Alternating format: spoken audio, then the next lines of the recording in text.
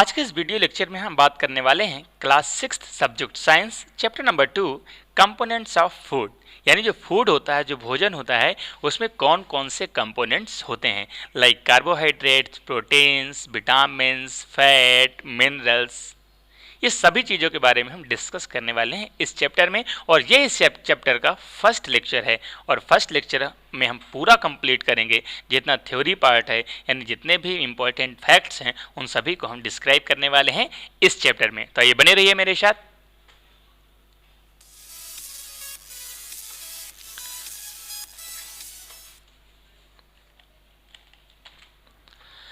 दोस्तों नमस्कार, मैं हूं कल्याण सिंह चंदेल और हमारा YouTube चैनल है सद्गुरु ऑनलाइन क्लासेस। अगर अभी तक आपने चैनल को सब्सक्राइब नहीं किया है तो please subscribe our channel and press the bell icon for daily notification, क्योंकि इस तरह के वीडियो मैं डेली लेकर आता रहता हूं। तो आइए देखते हैं, इस चैप्टर में हम बात करने वाले हैं फूड। सबसे पहला जो हमारा टॉपिक है वो है आपका फूड। फूड मतलब होता है भोजन। तो सभी को पता है कि फूड क्या होता है। नॉर्मल तौर पे हमारे डेली डाइट होती है, डेली जो हम भोजन ग्रहण करते हैं वही फूड होता है। लेकिन अगर इसको समझाने के लिए, समझने के लिए हम प्रयास करें तो क्या होता है कि it is the group of edible substances, यानी जो खाने वाले सब्सटेंस होते हैं, एडिबल सब्सटेंस होते हैं, उनका जो ग्रुप होता है which provides energy to living beings, जो कि लिविंग बींग्स यानी जीवित प्राणी हैं उनको एनर्जी प्रदान करने के लिए यूज़ होता है। And repair the old tissues, और जो ओल्ड टिश्यू होते हैं उनको रिपेयर करने के लिए, and build the new tissues, और नए टिश्यूज़ को बनाने के लिए यूज़ होते हैं। उसे हम क्या बोलते हैं? उसे हम बोलते हैं फूड यानी भोजन। तो यहाँ पर आपको दिखाई दे रहा है कि एक चित्र, एक फिगर हमने आपको दिखाया है जहाँ पर विभिन्न प्रकार के भोजन जो हम डेली डाइट में लेते हैं वो आपको दिखाया गया है। यानी सिंपल भाषा में अगर हिंदी में हम आपको समझाने की कोशिश करें तो इसका मतलब सिर्फ इतना है कि जो हम भोजन ग्रहण करते हैं, जिस भोजन से हमें एनर्जी मिलती है, जो भोजन हमारी शरीर की जो बॉडी सेल्स हैं, जो टिश्यूज़ हैं, उनको रिपेयर करने के लिए, उनको बिल्ड करने के लिए ज़रूरत होती है, उसे ही हम बोलते हैं फूड यानी भोजन। ठीक है, आइए देखते हैं नेक्स्ट स्लाइड। अब हम बात करने वाले हैं न्यूट्रिएंट्स की। तो न्यूट्रिएंट्स क्या होते हैं कि नॉर्मल तौर पे जो हम भोजन खाते हैं तो डायरेक्टली भोजन काम नहीं करता न्यूट्रिएंट्स का, बल्कि भोजन में जितने भी कंपोनेंट्स होते हैं फूड में वो यूज होते हैं इस काम के लिए। ठीक है, तो यहाँ पर न्यूट्रिएंट्स क्या होते हैं, अगर हम पर्टिकुलर न्यूट्रिएंट्स की बात करें तो न्यूट्रिएंट्स क्या होता है कि the process of consuming nutrients required for the growth and development of our body and to obtain energy is known as nutrients. मतलब किसे कहते हैं सिंपल भाषा में कि the process of consuming nutrients, यानी जो न्यूट्रिएंट्स होते हैं, न्यूट्रिएंट्स मतलब होता है पोषक तत्व, लाइक कार्बोहाइड्रेट्स, विटामिन, मिनरल्स, है ना, ये सभी क्या होते हैं, इन्हें बोलते हैं nutrients. Required for growth and development of body, यानी जो हमारी बॉडी होता है, जो हमारा शरीर होता है, उसकी ग्रोथ के लिए, उसके डेवलपमेंट के लिए जिन चीज़ों की ज़रूरत होती है उसे हम बोलते हैं न्यूट्रिएंट्स। दीज आर क्या हो सकते हैं? ये हो सकती हैं फैट हो सकता है, ये हो सकता है प्रोटीन हो सकता है, ये हो सकता है आपका कार्बोहाइड्रेट हो सकता है। तो ये सभी क्या होते हैं? इन्हें हम बोलते हैं न्यूट्रिएंट्स। क्लियर? चलिए आगे बात करते हैं। अब हम बात करते हैं डाइट की, कि एक्चुअली में डाइट क्या होता है। तो पर्टिकुलर अगर डाइट की बात करें तो मुझे लगता है बताने की आवश्यकता नहीं है कि डाइट क्या होता है, क्योंकि नॉर्मल तौर पे सीधी सिंपल भाषा में कह सकते हैं कि सुबह सुबह या शाम को, दोपहर को जब भी हम भोजन खाते हैं तो एक साथ जितना भोजन ग्रहण करते हैं उसे ही हम बोलते हैं डाइट। क्या बोलते हैं? डाइट। तो डाइट को अगर हम समझाने की कोशिश करें तो it is the amount of food eaten by a person at a time, यानी किसी भी व्यक्ति के द्वारा, किसी भी पर्सन के द्वारा एक समय में जितना भोजन ग्रहण किया जाता है या जितने भोजन की आवश्यकता होती है उसे हम बोलते हैं डाइट। क्या बोलते हैं? डाइट बोलते हैं। आगे हम देखते हैं मल न्यूट्रिशन। तो मल न्यूट्रिशन क्या होता है कि नॉर्मल तौर पे जब भोजन हम ग्रहण करते हैं तो उसमें बहुत सारे कंपोनेंट्स मैंने बताया आपको मिलते हैं, like carbohydrates, vitamin, minerals, fat, है ना। तो ये सभी मिलते हैं। इनकी कमी जो होती है, यानी इनकी ज़रूरत होती है तभी तो हम खाते हैं। अगर इनकी ज़रूरत नहीं है तो खाने की आवश्यकता है क्या? लेकिन अगर ये नहीं मिले किसी भी चीज़ में तो उसे ही हम बोलते हैं मल न्यूट्रिएंट्स। कैसे? When the body does not get adequate nutrition, यानी जो आपकी बॉडी है यदि उसे पर्याप्त न्यूट्रिशन नहीं मिले, क्या नहीं मिले? एक्वेट न्यूट्रिशन, यानी पर्याप्त जो न्यूट्रिशन है, पर्याप्त पोषण तत्व हैं वो नहीं मिले, ही और सी बिकम्स वीक, तो व्यक्ति क्या हो जाता है? वीक हो जाता है, कमजोर हो जाता है, and said to be suffering from malnutrition, और उसी को हम कह सकते हैं कि वो मल न्यूट्रिशन से क्या हो गया? सफरिंग हो गया, बीमार हो गया, परेशान हो गया। यानी पोषक तत्वों की कमी की वजह से जो व्यक्ति बीमार हो जाता है उसे ही हम बोलते हैं मल न्यूट्रिशन। क्लियर? होप आपको ये टॉपिक क्लियर हो गया होगा। अब हम बात कर रहे हैं various food components are grouped in 3 classes, यानी जितने भी प्रकार के भोजन होते हैं, जो हम भोजन विभिन्न प्रकार के ग्रहण करते हैं अलग अलग प्रकार के, उनको हमने 3 क्लासेस में क्या किया है? 3 क्लासेस में हमको इनको ग्रुप किया है, क्लासीफाई किया है इन 3 क्लासेस। तो फर्स्ट क्लास का है, फर्स्ट आपका एनर्जी गिविंग फूड्स, यानी वे फूड जो एनर्जी प्रदान करते हैं, एनर्जी देते हैं, उन्हें हम बोलते हैं एनर्जी गिविंग फूड। कौन कौन से होते हैं तो देख लेते हैं। तो इसमें आपका होता है carbohydrate and fats, carbohydrate and fats. तो कार्बोहाइड्रेट कौन सा होता है? तो जैसे मान लेते हैं कार्बोहाइड्रेट होता है और फैट होता है, इसको हम बाद में डिस्कस करेंगे कार्बोहाइड्रेट में कौन कौन सा होता है या फिर फैट्स में कौन कौन सा होता है, वो हम थोड़ी देर से डिस्कस करेंगे। क्लियर? इसके बाद अगर हमारे दूसरा ग्रुप है हमारा बॉडी बिल्डिंग फूड। क्या है दूसरा हमारा? दूसरा है हमारा बॉडी बिल्डिंग फूड। और बॉडी बिल्डिंग फूड की बात करें, इसमें क्या कौन से चीज़ें होती हैं?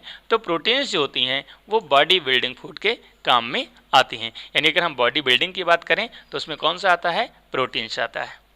Clear? Okay.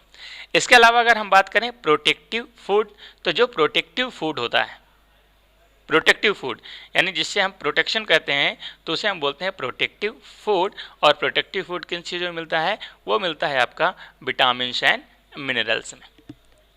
Is it clear? Okay, आइए देखते हैं नेक्स्ट। नेक्स्ट है आपका कार्बोहाइड्रेट। कार्बोहाइड्रेट, तो कार्बोहाइड्रेट जैसे मैंने बताया कि कार्बोहाइड्रेट क्या होता है? ये एनर्जी देता है, यानी एनर्जी के लिए हम कार्बोहाइड्रेट्स को ग्रहण करते हैं। ठीक है, तो देख लेते हैं कार्बोहाइड्रेट। कार्बोहाइड्रेट क्या होता है? कार्बोहाइड्रेट में क्या क्या चीज़ें आती हैं? ग्रेन्स आते हैं। कौन कौन से? उसमें आपका आता है, जैसे मान लेते हैं ग्रेन में आपका राइस हो गया, राइस के अलावा व्हीट हो गया, गेहूं हो गया, चावल हो गया, है ना, ये हो गया, पियर्स हो गए, बीन्स हो गई, सागो हो गया, ये सभी क्या है? ये सभी साबूदाना हो गया, शुगर केन हो गया, गन्ना हो गया, फिर इसके बाद शुगर हो गया, बीट हो गया, है ना, में फ्रूट्स लाइक बनाना हो गया, मैंगो हो गया, and melons and vegetables are the good source of carbohydrate. यानी हम अगर हम बात करें कार्बोहाइड्रेट के गुड सोर्स की बात करें कि कार्बोहाइड्रेट के कौन कौन से गुड सोर्स हैं, तो कार्बोहाइड्रेट के बहुत सारे गुड सोर्स हैं। हमारे आसपास जितनी भी चीज़ें पाई जाती हैं, लगभग 90% चीज़ें, उन सभी में कार्बोहाइड्रेट्स अवेलेबल होता है। ठीक है, कार्बोहाइड्रेट्स का काम क्या होता है अगर हम बात करें तो cellulose, starch, sucrose, glucose and fructose are the important carbohydrates found in our food. यानी जो सेल्यूलेज होते हैं, स्टार्च होते हैं, सुक्रोज होते हैं, ग्लूकोज होते हैं या फ्रक्टोज होते हैं, ये सभी ऐसे इंपॉर्टेंट चीज़ें हैं जो कार्बोहाइड्रेट्स बहुत ज़्यादा मात्रा में पाया जाता है। इसके अलावा हम बात करें स्टार्च टन्स, अगर बात करें स्टार्च किसी चीज़ में है और आपको आइडेंटिफाई करना है कि उसमें स्टार्च है या नहीं है, तो आइडेंटिफाई करने के लिए सबसे अच्छा तरीका क्या है, कैसे आइडेंटिफाई करेंगे? तो यदि starch turns iodine solution to dark blue और ब्लैक, यानी आयोडीन सोल्यूशन अगर आपने ले लिया है और आयोडीन सोल्यूशन में आपने कोई भी स्टार्च वाला पदार्थ यदि मिला दिया है और उसका कलर डार्क ब्लू या ब्लैक कलर में कन्वर्ट हो जाता है, तो इसका मतलब उसमें कार्बोहाइड्रेट्स अवेलेबल हैं। क्लियर? ओके। अगर हम बात करें कौन कौन सी चीज़ें हैं, तो यहाँ पर हमने एक फिगर दिया है, उस फिगर को देख के भी आप आसानी से अंदाज़ा लगा सकते हैं कि कौन कौन सी चीज़ें हैं जहाँ पर आपका कार्बोहाइड्रेट होता है। तो सबसे पहले आपके स्वीट पोटैटोज हो गए, फिर आपके पोटैटोज हो गए, फिर आपका शुगर केन हो गया, पपाया हो गया, मेलन्स हो गए, मैंगोस हो गया, फिर यह बात के मैज़ो हो गया, मैज़ो के बाद बाजरा हो गया, फिर राइस हो गया, फिर व्हीट हो गया। यानी जितनी सारी चीज़ें हैं इन सभी में क्या पाया जाता है? कार्बोहाइड्रेट्स। क्लियर? ओके। नेक्स्ट हम बात करते हैं फैट्स की, कि फैट्स किन चीज़ों में अवेलेबल होता है। तो अगर हम बात करें फैट्स की बात करें तो फैट किन किन चीज़ों में अवेलेबल होता है पहले वो देख लेते हैं। तो फैट्स आर ऑब्टेन इधर फ्रॉम प्लांट्स और फ्रॉम एनिमल्स, यानी जो फैट होता है वो प्लांट्स में भी अवेलेबल होता है और एनिमल्स में भी अवेलेबल होता है। तो नॉर्मल तौर पे अगर हम प्लांट्स की बात करें तो ऐसे बहुत सारे प्लांट्स हैं, या फिर कह सकते हैं जितने भी ऑयली, अगर हम शुद्ध भाषा में बात करें तो जो तेल होते हैं, जितने भी प्रकार के ऑयल्स जो होते हैं, चाहे वो सरसों का तेल हो, चाहे वो सोयाबीन का तेल हो, चाहे वो क्या कहते हैं मस्टर्ड ऑयल हो, या फिर कोकोनट ऑयल हो, ये सभी ऑयल्स किसके होते हैं, ये सभी किससे मिलते हैं, ये सभी मिलते हैं आपके प्लांट से। इसके अलावा अगर एनिमल्स की बात करें तो जो आपका घी बनता है, घी कहाँ से बनता है, घी आपका वहीं से बनता है, जो आपका गाय भैंस होता है, गाय भैंस का दूध का ही तो घी बनता है। तो गाय भैंस जो होती है वो एनिमल्स के अंतर्गत आती हैं। तो आइए देख लेते हैं यहाँ पर हमारे पास कौन कौन से एग्जाम्पल्स हैं एनिमल्स और उसमें। तो सबसे पहले आता है आपका ग्राउंड नट। ग्राउंड नट मतलब होता है आपका मूँगफली, ठीक है। तो यहाँ पर मूँगफली होती है, सोयाबीन का तेल होता है, मस्टर्ड यानी सरसों का तेल होता है। ये सभी एग्जाम्पल्स किसके हैं, ये सभी एग्जाम्पल्स हैं प्लांट्स के, ठीक है। इसके अलावा अगर हम बात करें फैट लाइक बटर, घी, ये कहाँ से मिलते हैं, एनिमल से मिलते हैं। तो फैट के आपके दो सोर्स मैंने बताए, एक सोर्स हो गया आपका एनिमल का, दूसरा सोर्स हो गया आपका प्लांट का। एनिमल्स की बात करेंगे तो उसमें आपका बटर हो गया, घी हो गया, जो कि गाय भैंस बकरी के दूध से प्राप्त होता है, यानी एनिमल सोर्स हो गया। और अगर हम प्लांट सोर्स की बात करें तो हम ग्राउंड नट की बात करें, हम सोयाबीन ऑयल की बात करें, मस्टर्ड ऑयल की बात करें, कोकोनट ऑयल की बात करें, तो ये सभी क्या हैं आपके, ये प्लांट सोर्स हो गए किसके, फैट के। तो ये आप ध्यान रखना। आगे हम बात करेंगे fats act as fuel in our body but they provides more energy than carbohydrates, यानी जो फैट होते हैं उनका काम क्या होता है, वो फ्यूल की तरह हमारी बॉडी में यूज होते हैं, लेकिन but they provides more energy than carbohydrates, लेकिन ये कार्बोहाइड्रेट से ज़्यादा एनर्जी प्रोवाइड करते हैं। हमने पहला था, जैसे हमने क्लासीफाई किया था, सबसे पहला पॉइंट हमारा था एनर्जी गेटिंग फूड। तो जो एनर्जी देते हैं तो उसमें फैट भी है, कार्बोहाइड्रेट भी है। तो कार्बोहाइड्रेट का काम भी एनर्जी देना है, फैट का काम भी एनर्जी देना है, लेकिन जो फैट होता है वो कार्बोहाइड्रेट से ज़्यादा एनर्जी देता है, ठीक है। इसलिए कहते हैं ना, जो लोग फैट या ऑयली ज़्यादा चीज़ें खाते हैं वो ज़्यादा मोटे हो जाते हैं। In our body has some advantage to fat deposit in small quantities, यानी जो फैट होता है हमारी बॉडी में स्मॉल क्वांटिटी में डिपॉजिट होता है, and it helps body organs to grow and protect them from injury and prevents loss of heat from the body surface, यानी जो फैट होता है तो फैट का काम क्या होता है, फैट का काम होता है कि एक तो ये हमारी बॉडी सेल्स में अवेलेबल होता है, तो जब कोई इंजरी हो जाती है, कहीं पर चोट लग जाती है, ब्लड निकलने लगता है, तो उसके बाद आप देखेंगे थोड़ी देर बाद वो जम जाता है। तो जमने का जो रीज़न होता है वो फैट ही होता है। और दूसरा रीज़न क्या होता है कि हमारी बॉडी का जो सरफेस है, ऑयली स्किन कहते हैं, या फिर कह सकते हैं कि कभी बहुत ज़्यादा धूप लग रही हो तो जो फैटी व्यक्ति होते हैं उनको धूप कम असर करता है। तो दैट ये ठीक है। तो यहाँ पर समझ में आया फैट्स का। अब हम देख लेते हैं फैट्स के कुछ एग्जांपल्स ले लेते हैं, कुछ फिगर्स ले लेते हैं। तो यहाँ पर दो एग्जांपल्स हैं, मैं आपको बता देता हूँ।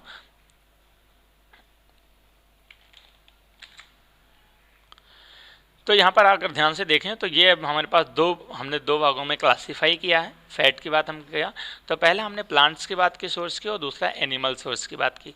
तो प्लांट सोर्स में मैंने आपको बताया कि सनफ्लावर सूरजमुखी का हो गया, मस्टर्ड ऑयल सरसों का हो गया, सोयाबीन ऑयल सोयाबीन का हो गया, कोकोनट ऑयल कोकोनट का हो गया, है ना। फिर ग्राउंड नट की बात करें, ग्राउंड नट। तो ये सभी प्रकार के जो ऑयल्स होते हैं वो सभी फैट के अंतर्गत आते हैं, और चूंकि ये सभी प्लांट से प्राप्त होते हैं तो इन्हें हम प्लांट सोर्स फैट कह सकते हैं।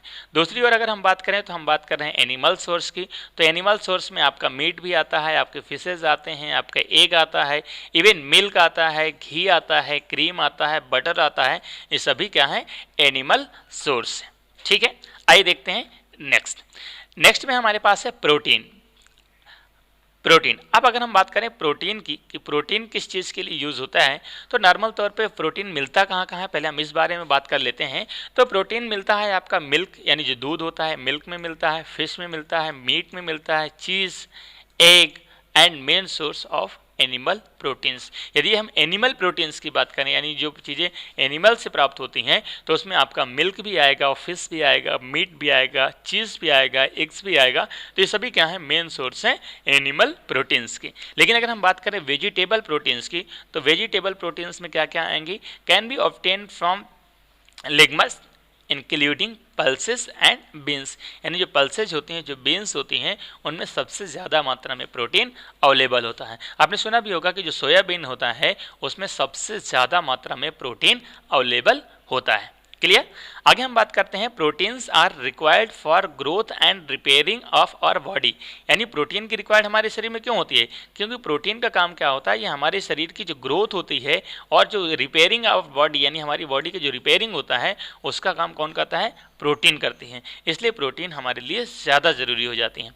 And they helps in building new tissues, और ये क्या करती हैं? न्यू टिश्यूज़ भी बिल्ड करती हैं। And they also account to tough fibres nature of hair and nails and for the structure of muscles and they are a part of our blood and help in proper functioning in our body, और हमारी body का जो कह सकते हैं blood functioning होता है इनके द्वारा बहुत अच्छे से किया जाता है, क्योंकि ये ब्लड का ही एक पार्ट होता है प्रोटीन, ऐसा अपन कह सकते हैं। क्लियर।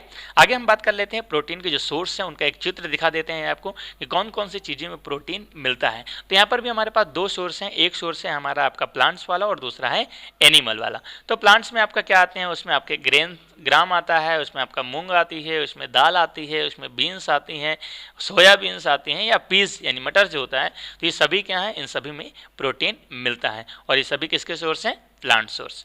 अब हम बात करें अगर एनिमल सोर्स की बात करें तो एनिमल सोर्स में मैं अब आपको बता देता हूँ। सबसे पहला तो मीट होता है, फिशेज होती हैं, अंडा होता है, एग होता है, पनीर होता है, या फिर जो मिल्क होता है, दूध होता है। ये सभी चीज़ों की प्रोटीन के सोर्स हैं, और किसके सोर्स हैं? एनिमल के सोर्स हैं, जो कि ये एनिमल से प्राप्त किए जाते हैं। ठीक है, आगे देखते हैं।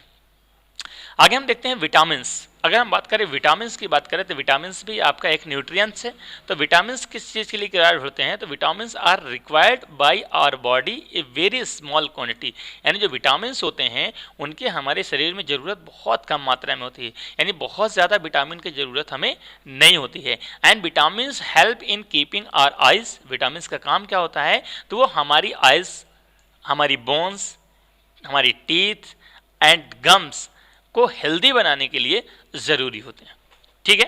The food items rich vitamins are called protective food as they protect our body and diseases it keep healthy.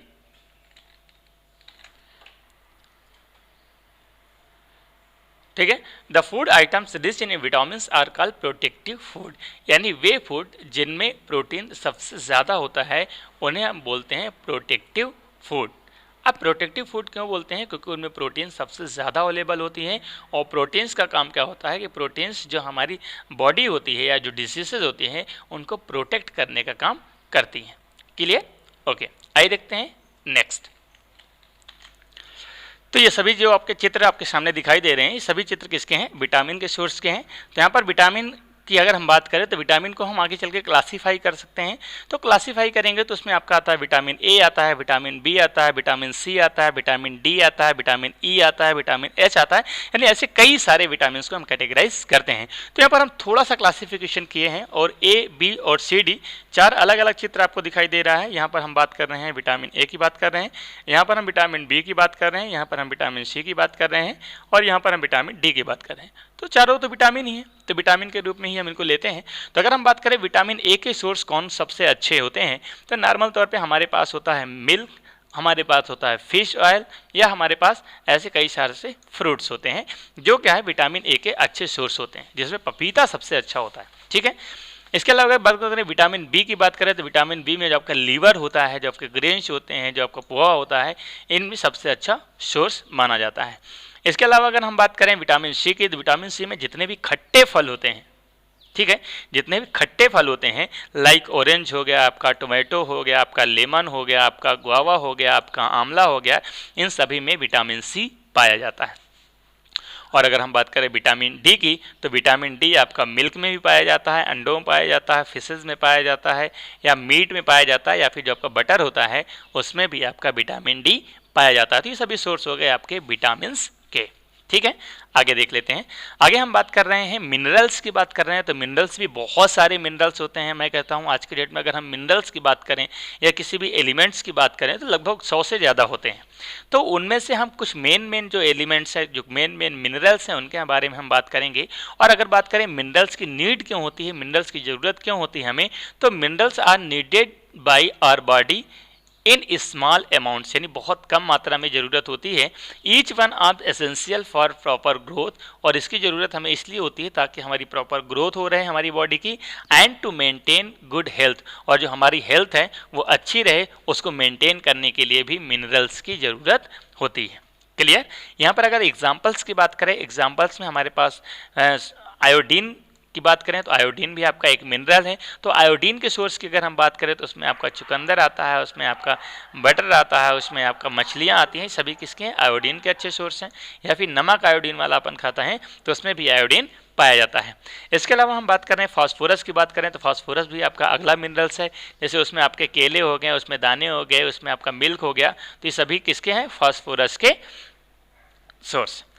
आगे हम बात कर रहे हैं, जैसे आयरन की बात करें, आयरन भी आपका एक मिनरल है। तो आयरन कहाँ होता है, तो आयरन आपका पालक में होता है, आपका बैगन में होता है, आपका मांस में होता है, आपका अमरूद में क्या होता है, आयरन पर्याप्त मात्रा में अवेलेबल होता है। और अगर हम बात करें सोर्स ऑफ कैल्शियम की बात करें, कैल्शियम भी आपका एक मिनरल है। तो कैल्शियम में आपके जो अंडे होते हैं, एग होते हैं, उसमें आपका कैल्शियम अवेलेबल होता है, या फिर इसके अलावा जो मिल्क होता है उसमें भी अवेलेबल होता है। तो ये हो गए आपके मिनरल्स के सोर्स। अब हम बात करते हैं अगला जो हमारा एसेंशियल पार्ट है अपनी बॉडी के लिए, वो होता है वाटर। तो वाटर क्या होता है कि the body required large quantity 5 to 7 litre of water daily.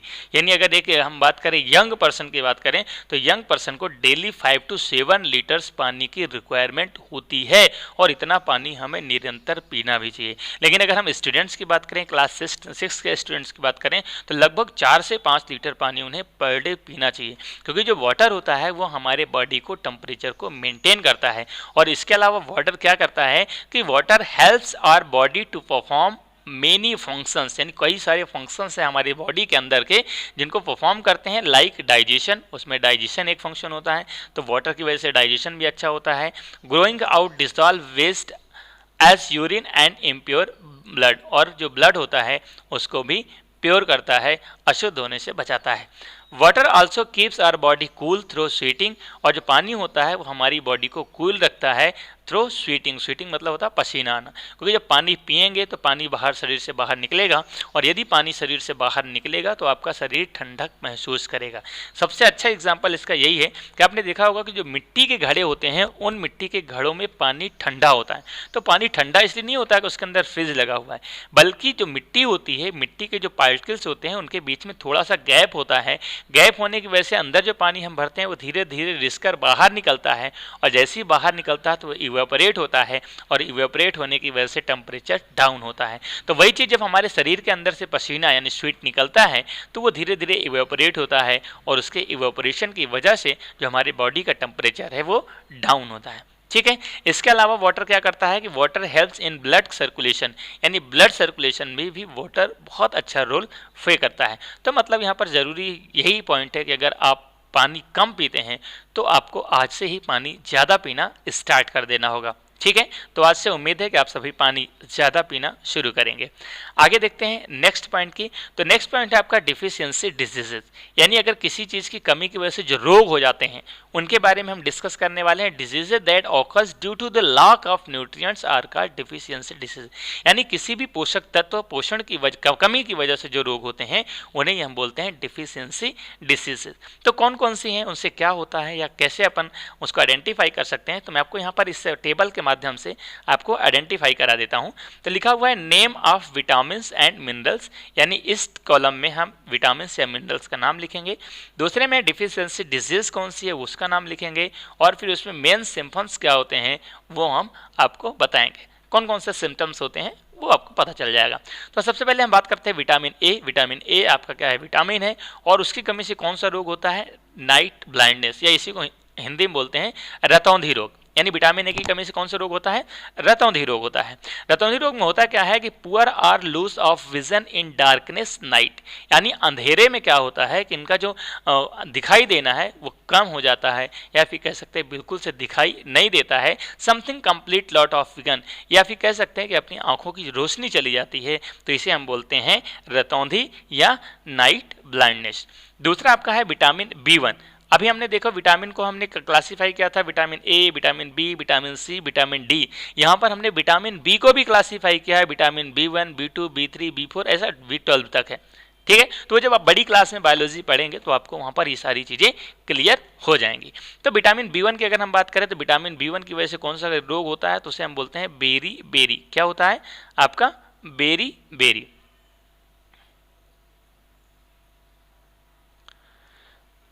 अब बेरी बेरी मतलब क्या होता है कि वीक मसल्स, यानी जो आपकी मसल्स हैं वो वीक हो जाती है, कमज़ोर हो जाती हैं, एंड वेरी लिटिल एनर्जी, और जो एनर्जी होती है वो बहुत कम हो जाती है काम करने के लिए, यानी कह सकते हैं सूखापन या जो कमजोरीपन होता है उसे हम बोलते हैं बेरी बेरी, या इसी को बोलते हैं रिकेट्स।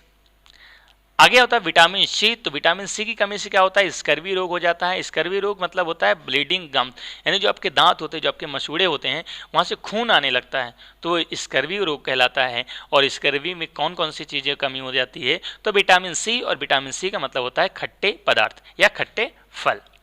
आगे अगर हम बात करें विटामिन डी की बात करें तो विटामिन डी की कमी से रिकेट्स रोग हो जाता है, या हम इसे बोलते हैं सूखा रोग। Bones become soft and bent, यानी जो आपकी बोन्स होती हैं, जो हड्डियां होती हैं, वो सॉफ्ट हो जाती हैं और झुक जाती हैं, टेढ़ी हो जाती हैं, तो इस रोग को हम बोलते हैं रिकेट्स, और ये किसकी कमी से होता है? विटामिन डी की वजह में। अगला आपका कैल्शियम। तो कैल्शियम की अगर हम बात करें तो ये होता है हाइपोकैल्सीमा। तो हाइपोकैल्सीमा आपका रोग का नाम है, डिजीज का नाम है।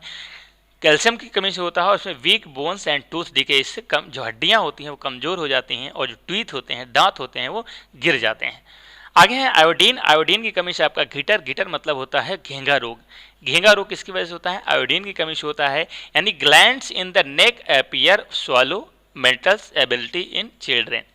चिल्ड्रन में मेंटल डिसेबिलिटी हो जाती है, और साथ में जो आपका ग्लैंड्स होता है, जो आपका गला होता है, उसमें स्वॉलो मतलब सूजन आ जाती है, तो उसे हम बोलते हैं ग्वेटर। अगला है आयरन। आयरन से आपका एनीमिया हो जाता है। एनीमिया में क्या होता है? वीकनेस हो जाती है, कमजोरी हो जाती है। ठीक है, आगे हम बात करते हैं बैलेंस डाइट की, यानी बैलेंस डाइट क्या होता है। तो बैलेंस डाइट की अगर हम बात करें कि बैलेंस डाइट क्या होता है, तो बैलेंस डाइट क्या होता है कि balance diet a diet containing all the nutrients and other components in proper proportion is called a balance diet. तो बैलेंस डाइट का मतलब यही होता है कि जो भी आप भोजन ग्रहण कर रहे हो उसमें पर्याप्त मात्रा में जितने भी न्यूट्रिएंट्स होते हैं, जितने भी न्यूट्रिएंट्स की ज़रूरत होती है, एक प्रॉपर प्रोपोर्शन में अवेलेबल हों, उस डाइट को हम बोलते हैं बैलेंस डाइट। तो खाते समय हमें ध्यान रखना है कि उसमें विटामिन भी होना चाहिए, उसमें प्रोटीन भी होना चाहिए, उसमें मिनरल्स भी होने चाहिए, कार्बोहाइड्रेट भी होना चाहिए, फैट भी होना चाहिए, एक प्रॉपर रेशियो में। ऐसा नहीं कि सिर्फ फैट ही फैट ले लिया, ऐसा नहीं सिर्फ विटामिन ले लिया। तो एक प्रॉपर रेशियो में जो डाइट होती है उसे ही हम बोलते हैं बैलेंस डाइट। अब हम बात करते हैं एनर्जी की। तो एनर्जी का मतलब क्या होता है कि energy it is capacity to do work, यानी काम करने की जो शक्ति होती है, जो कैपेसिटी होती है, उसे ही हम बोलते हैं energy. And we need energy for all various activities. और हमें एनर्जी की ज़रूरत क्यों पड़ती है? ऐसी बहुत सारी प्रकार की जो एक्टिविटीज़ होती हैं, उन एक्टिविटीज़ को कंप्लीट करने के लिए हमें एनर्जी की ज़रूरत होती है। आइए देखते हैं नेक्स्ट स्लाइड में हम बात कर रहे हैं रफेज की। तो रफेज मतलब होता है, नॉर्मल तौर पर अगर हम बात करें रफेज की बात करें तो ये एक कह सकते हैं कि एक डायरेक्टरी फाइबर्स आर कॉल्ड रफेज, यानी जो डायरेक्टरी होते हैं, डाइटरी फाइबर्स होते हैं, उन्हें हम बोलते हैं roughage. They are mainly provided by plant products in our food, यानी हमारे भोजन में जो प्लांट प्रोडक्ट्स होते हैं उनके अंतर्गत जो भी क्या कहते हैं डाइटरी फाइबर्स होते हैं, उन्हें हम रफेज कहते हैं। आगे हम बात कर रहे हैं minerals, their sources, function and deficiency diseases, यानी ऐसे कौन कौन से मिनरल्स हैं, उनके कौन कौन से सोर्स हैं, और उनका फंक्शन क्या होता है बॉडी में, और उनकी कमी से कौन कौन सी बीमारियां हो जाती हैं, एक बार हम उन पर डिस्कस कर लेते हैं। तो सबसे पहले हमारे पास है कैल्शियम। कैल्शियम की कौन कौन से क्या कहते हैं सोर्स होते हैं, तो उसमें आपका dairy foods, beans, cabbage, egg and fish. तो ये सभी कैल्शियम के अच्छे स्रोत होते हैं। कैल्शियम किस किस फंक्शन में काम आता है? तो कंस्टिट्यूशन ऑफ बोन्स में, एनिमल ऑफ टीथ में, clothing of blood and control muscle contraction. ठीक है, तो इन सभी चीज़ों में आपका मिनरल जो कैल्शियम है वो यूज़ होता है या उसका फंक्शन होता है। डिसीज़ की बात करें, कौन कौन सी कमी हो जाती है यदि कैल्शियम की कमी हो जाए, तो उसमें आपका आता है bone deformities, poor skeleton growth and osteoporosis in adults. तो ये सभी बीमारियां हो सकती हैं। उसके बाद हम बात करें सोडियम, तो सोडियम किस चीज़ में सबसे ज़्यादा होता है? तो टेबल साल्ट जो होता है उसमें सबसे ज़्यादा सोडियम अवेलेबल होता है, NaCl। दूसरा इसमें अगर हम बात करें फंक्शन, तो फंक्शन होता है मेंटेन फ्लड बैलेंस इन इन्वॉल्व्स इन न्यूरोट्रांसमिशन। अगर हम बात करें इसकी कमी से कौन कौन से रोग होते हैं, तो इसमें होते हैं muscular cramps, never impulse do not get transmitted. आगे जो हमारा अगला मिनरल है वो है पोटेशियम, और पोटेशियम की अगर हम बात करें कौन कौन से सोर्स हैं, तो पोटेशियम सबसे ज़्यादा अवेलेबल होता है बनाना में, स्वीट्स में, पोटैटोज़ में, नट्स में एंड होल ग्रेन्स, और साथ में सिट्रस फूड, इन सभी में पोटेशियम अवेलेबल होता है। पोटेशियम का अगर हम बात करें काम क्या होता है, तो regulates never the muscles activities, यानी जो नर्व्स होती हैं या जो मसल्स होते हैं उनको रेगुलेट करने के लिए काम करता है। आगे हम बात करेंगे पोटेशियम की कमी से कौन कौन से रोग होते हैं, तो इसमें मस्कुलर फैटिस हो जाता है, nerves impurity do not get transmitted. Irons की बात करेंगे तो spinach, dates, grains, broccoli, whole, crates, nuts, fish and liver. इसका काम क्या होता है? इसका काम होता है माइक्रो न्यूट्रिएंट्स बोलते हैं इनको, इंपॉर्टेंट कंपोनेंट्स ऑफ होमोग्लोबिन, जो होमोग्लोबिन होता है ब्लड में, उसका काम होता है। और इसकी कमी से जो रोग हो जाता है, डिसीज हो जाती है, उसे हम बोलते हैं एनीमिया। आगे अपना लास्ट जो आपका मिनरल है आयोडीन, तो आयोडीन सबसे ज़्यादा मिल्क में होता है, सी फॉल्ट में होता है, टेबल साल्ट्स में होता है। अब इसका काम क्या होता है? इसका काम होता है फॉर्मेशन ऑफ थायराइड हार्मोन्स, यानी जो हमारी बॉडी में थायराइड हार्मोन्स होते हैं उनका फॉर्मेशन के लिए काम करता है। और इसकी कमी से कौन सा जो डिसीज हो जाता है, तो वो होता है आपका ग्वेटर। ग्वेटर मतलब होता है आपका ये जो गले में जो रोग हो जाता है उसे हम बोलते हैं ग्वेटर। ठीक है, तो यहाँ से ये आपका चैप्टर फिनिश होता है। अगर आप लोगों ने फर्स्ट चैप्टर कंप्लीट कर लिया है, नोट डाउन कर लिया है, तो सेकंड चैप्टर भी नोट डाउन कर लीजिए। इसका जो NCERT सोल्यूशन पार्ट है वो भी ऑलरेडी अपलोड हो चुका है, तो उसको भी आप नोट डाउन कर लीजिए। अगर आपको वीडियो पसंद आते हैं तो वीडियो को लाइक कीजिए, कमेंट कीजिए, शेयर कीजिए, ताकि ज़्यादा से ज़्यादा लोगों तक ये चैप्टर्स के नोट्स पहुँच पाएँ। तो thanks for watching this video. Please like, share and subscribe our channel and press the bell icon for daily notification. Thank you so much. Vande Mataram. जय हिंद।